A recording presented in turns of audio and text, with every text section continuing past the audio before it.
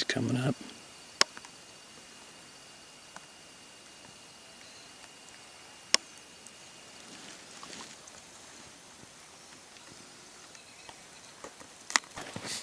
Okay, I got a wicked moose hunting story that I remembered last week when I was over at my buddy's place when I just did that road trip. And it's funny, like I said earlier, there's so many stories you forget about. I mean, there's so many. And you carry along with life and you get busy with everything. And you just forget about them until you get around the right crew of the right people and you have a few beers or coffee or something, and the BS is just flowing and it just takes you back memory lane and you remember them. I remember this one. This is a great one.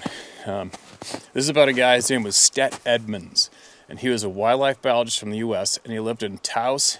Is there Taos or Taos, New Mexico? Taos. And he worked on a bunch of those billionaires that owned huge ranches, and they would hire him to go and help get the quality of their elk up in antler size and stuff, and manage the quality of the herd. And he knew a lot of people. He has a wealth of knowledge. And he also knew that guy named Colorado Buck or whatever real well. Called him Bucky all the time. Wanted me to come down and meet him or something. And so some of you just might know who this guy was. He's passed away now, rest his soul. And he's a real funny character too. And I remember he was so excited to be hunting with us.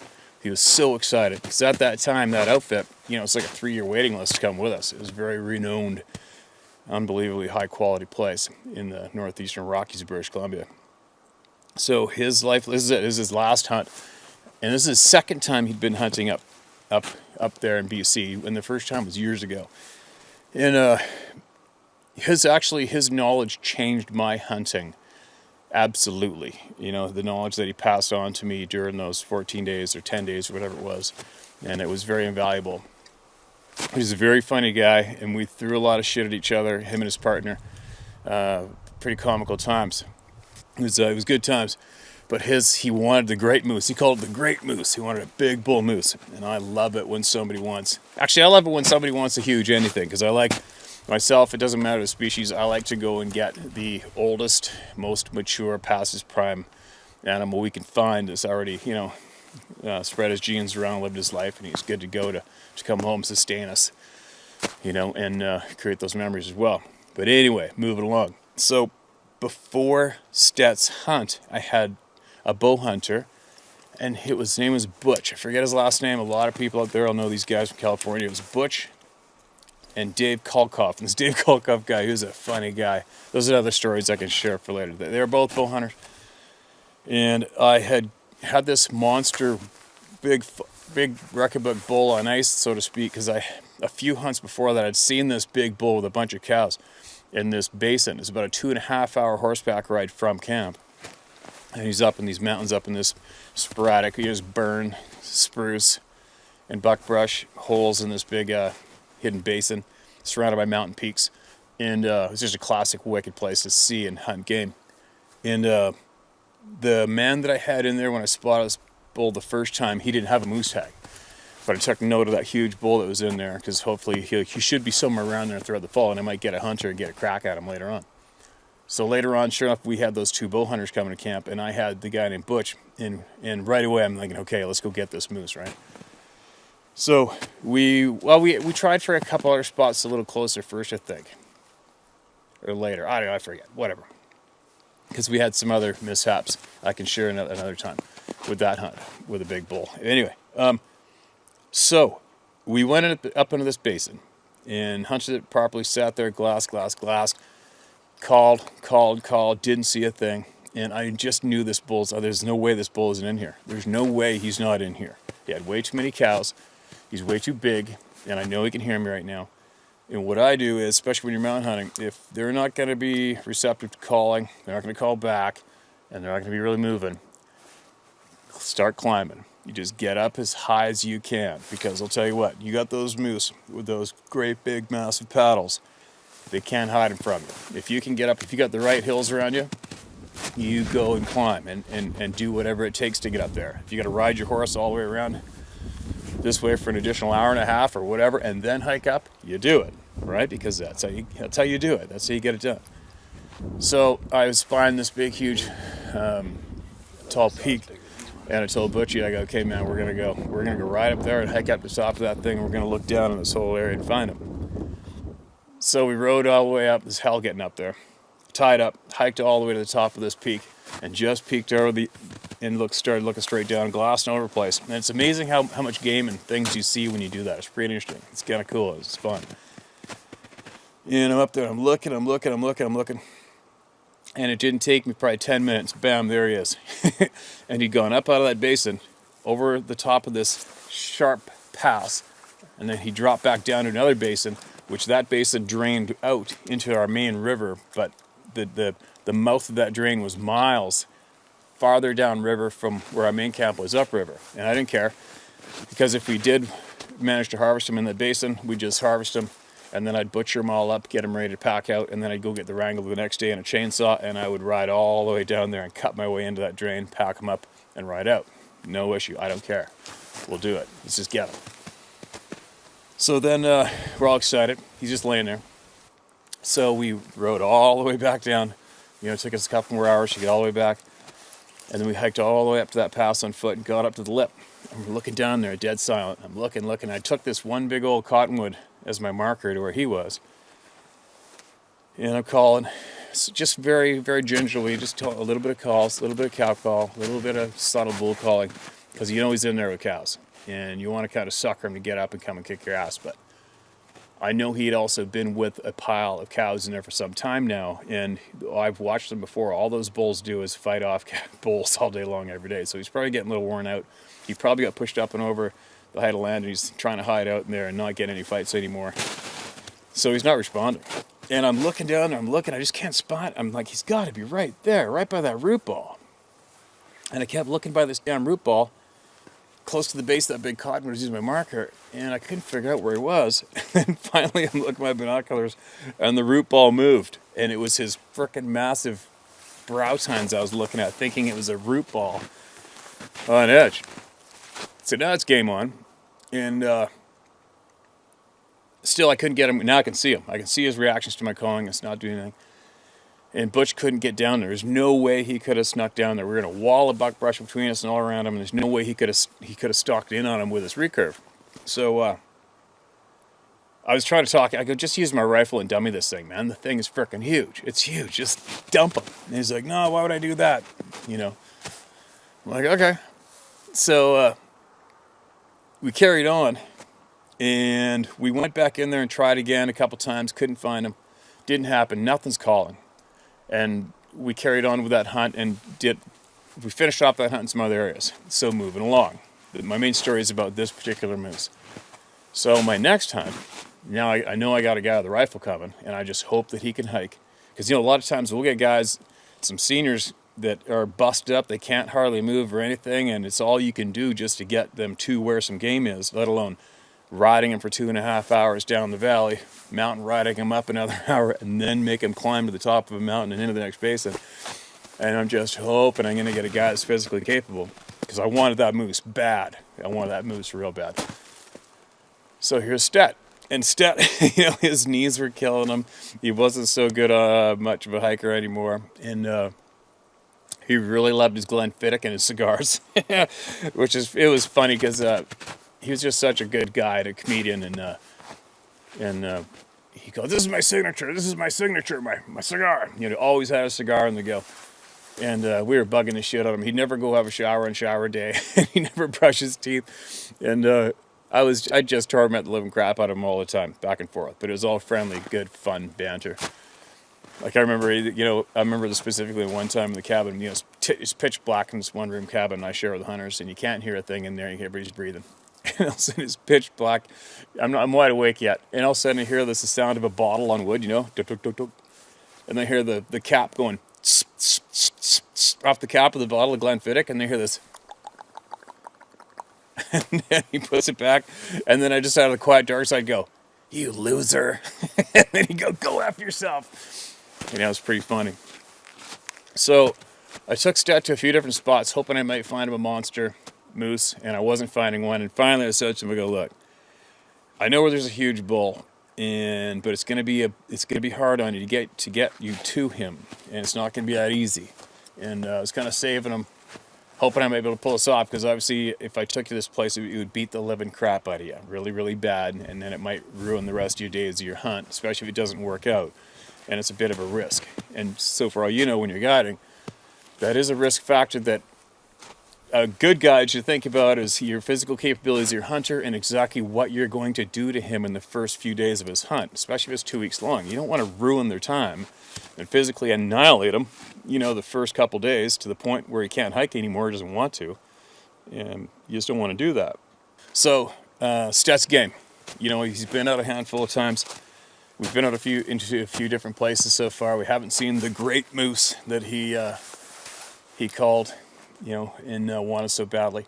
And he's like, okay, let's do this. I'm like, okay, let's go. Let's get this moose. And I'm so stoked because I'm 100% confident I'm going to find this bull, right? And he's got a 270. He knows how to hunt. He knows how to shoot.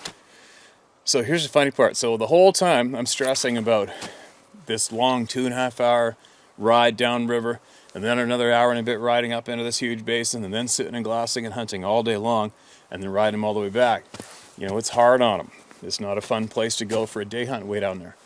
And you're always hoping you're making the right decision, and you just hope this is going to work out, on and on, right? So another thing, I got to back up a little bit. So whenever I'm guiding or hunting with anybody, if I'm guiding anybody to anything, one thing that I tell everybody right off the bat is, if we are ever, if we're riding, if we're walking, hiking, if you ever see me looking at you going like this,